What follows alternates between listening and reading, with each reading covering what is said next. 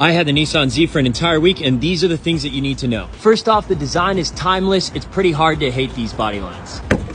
Right off the bat, you're gonna notice that this is a manual. God save the manuals.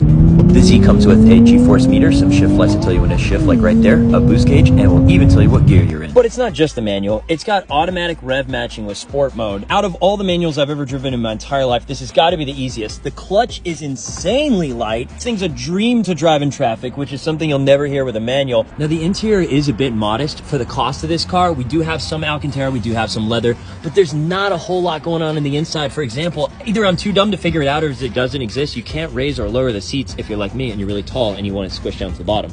There is so much room for activities in the trunk. You could go on an entire week-long vacation and have plenty of trunk space in the back, plus the additional space here and here.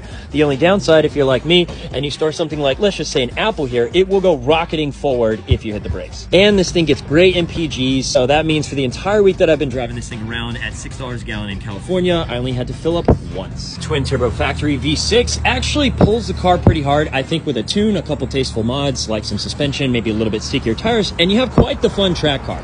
If you're like me and you weren't a Nissan guy before, this car might change your mind because it was a ton of fun to drive, and honestly, I'll miss it when I'll have to give it back.